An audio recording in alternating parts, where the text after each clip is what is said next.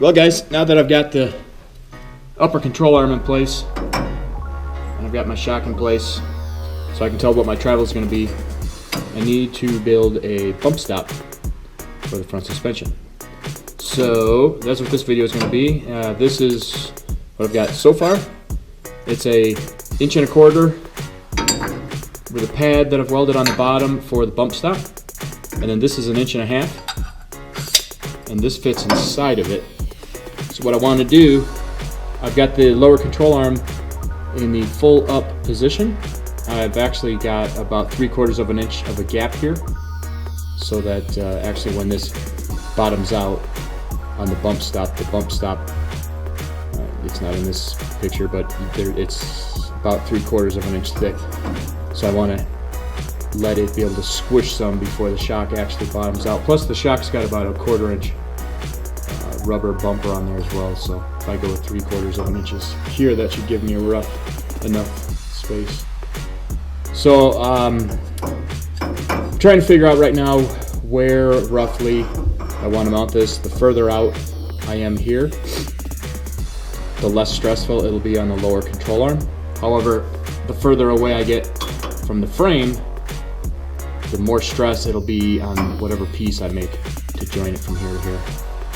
So I'm assuming with the 3/4 inch bump stop in there, and then I'll have this probably with about 1 inch or 2 of gap in there. The reason I like to make it like this is so that in the future, if I want to install a different type of bump stop on here, or if I change the suspension a little bit, I've got some slack in here so I can make adjustments. So I'll probably end up installing this somewhere about like this. First thing I'm going to do is make this hole bigger so that I can install the bump stop in there. And then I'll actually put it out here, take some measurements off of here, probably set it about 2 inches up, which will put me about right there. I'll clamp this so that this is one solid piece, and then I'll look at exactly what I have to work with here.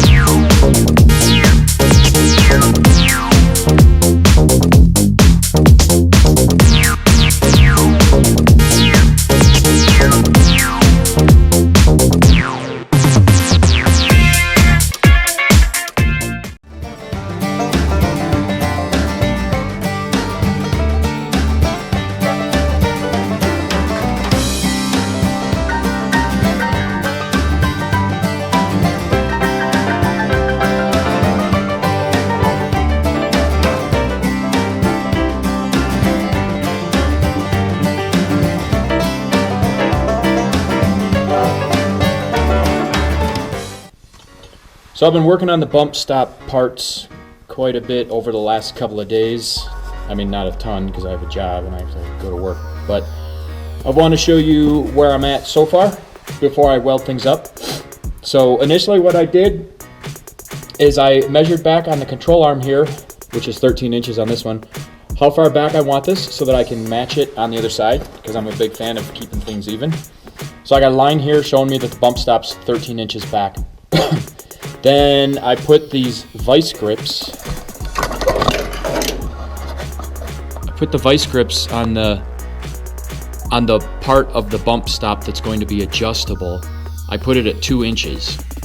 Put the vice grips there to hold it there.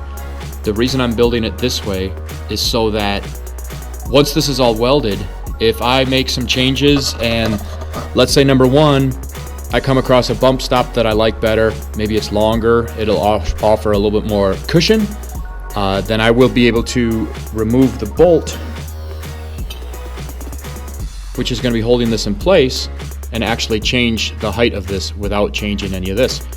Or if I make some changes to the shock absorber or the coils or something, and I decide that I want to get the arm to go up a little bit higher, I'll be able to make a change there. So doing it this way, this piece slides in and out of this piece. It gives me a little bit more adjustability. This piece here is 1.5 inches. This piece here is 1.25 inches. You can see I slid it here with a grinder. I did that on both sides, and then I've got a bolt here. So what I'll do when I'm done is I'll draw a bolt through here. It'll tighten this 1.5 inches up on the 1.25 inches, and that's where it'll stay. And it'll give me the ability to make some adjustments to it. So I found my 13 inches here, and then it looks like it's kicked back this way a little bit, but it's actually perpendicular to the arm. It's just this arm and the whole front suspension is raked back 7 degrees, and I want the bump stop to be straight on with the A-arm when it hits it. So this is kicked back 7 degrees. This is straight because this is part of the chassis, but this piece is 7 degrees back. So once I had that, I was able to put the vice grips there, and then I got lucky enough that with a 2x4, by moving it around, I found a good spot where the vice grips could lean up against the 2x4, and it held this in position. Once I have it held in position, then I could start working on this piece. What I did for that is I cut out a piece of paper that fits in there. So that was my side profile. Then once I had that, I cut out this little template, which is the profile of the bottom. It's actually the same profile as the top, except the top is shorter. So I figured it for the bottom, and then with the side profile, I transferred that to a piece of 1x2, which is this. So if you look, the 1x2 pretty much fits the side profile.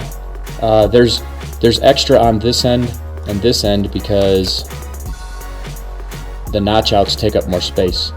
But if you look at it that way, it actually has the same lengths as this piece. It just extra gets added because of this. So I cut out the side template, and then I transferred this to the bottom piece. And with that, I was able to notch everything out and get it where I needed it to be. So that gave me this piece, which is the same as this piece. There is a right and a left, but that's only to keep the welded portion of this steel to the inside for aesthetics, which doesn't really matter because it's all going to be painted, but sometimes my OCD kicks in and I have to do things like that.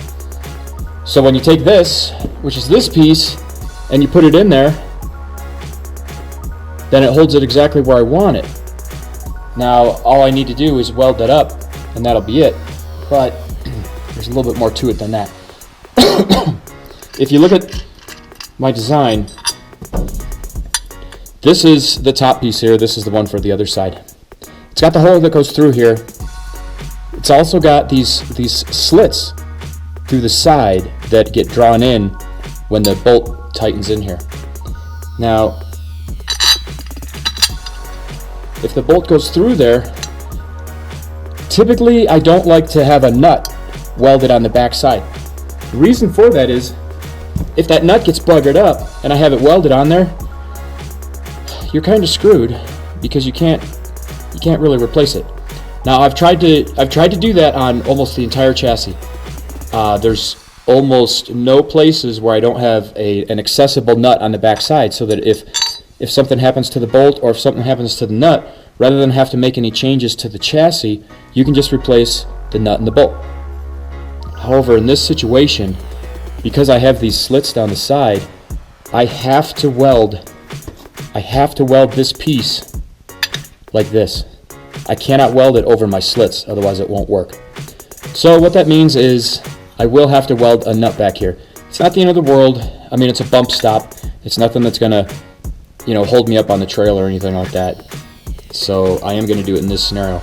I will give you a couple tips, however. This is a 3/8 nut.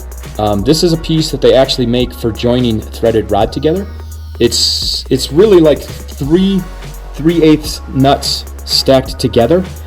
What I like about it is, when I weld this, I'm going to put the bolt through there. Then I'm going to spin this on. First of all, whenever you tack weld on a nut like this, have almost zero pressure on this nut. Have it just barely finger tight. The reason you want to do that is when you heat this up, those threads are going to weaken. So you don't want them to be under a lot of stress. If you just put it on hand tight, then when you weld it, it's not really going to distort the threads. So I'm going to put this like this. I'm going to tack weld it. After I tack weld it, before I weld this piece on, I'm going to run a 3/8 tap through there, run some oil through there, make sure everything's good to go. If it is, then I'll slip this piece over it and weld that on. I'll weld this up solid all the way around. I'll do that off the chassis because I like to do as much welding as I can off the chassis, because the chassis is at the point where I don't really want to be getting splattered all over everything, so I weld everything that I can off. So I'll weld this nut on, then I'll weld this on solid, and then once I have that, then I'll bring it over and weld it up on the chassis. And I will show you when I get to that point.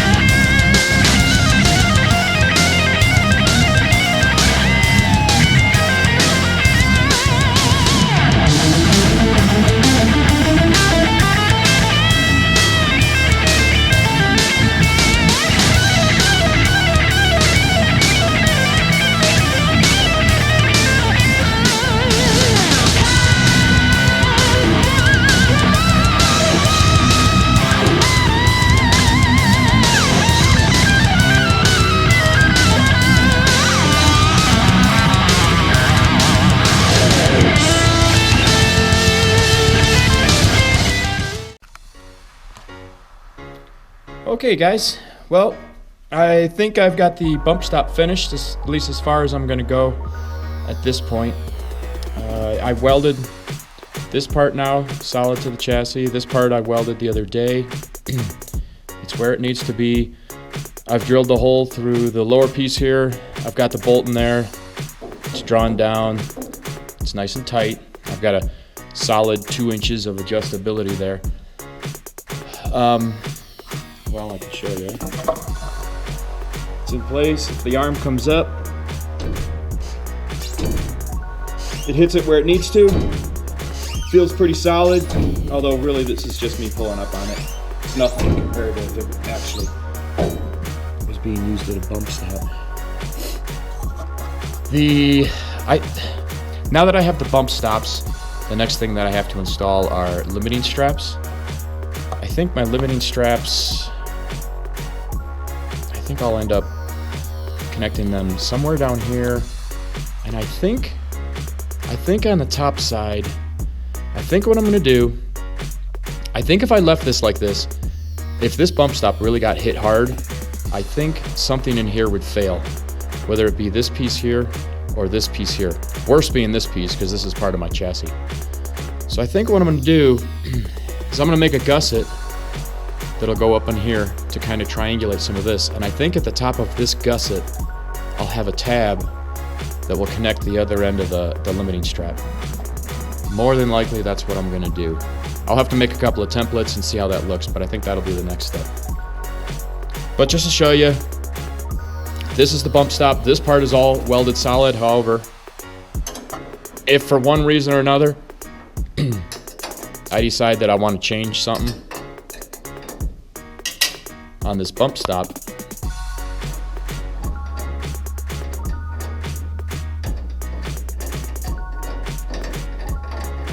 I can take this bolt out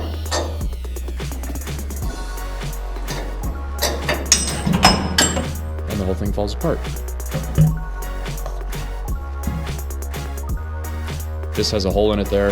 If I decide I want to change the bump stop, or if I decide that the arm is going to come higher, or just really anything, this is solid, but this piece here, this can be changed. So if I decide it needs to come higher, or I guess lower, I can always just drill another hole, rotate this, drill another hole, or worst case scenario, just make a new one of these altogether. But that's why I do it that way. I actually did the same thing. Let's see if you can see this.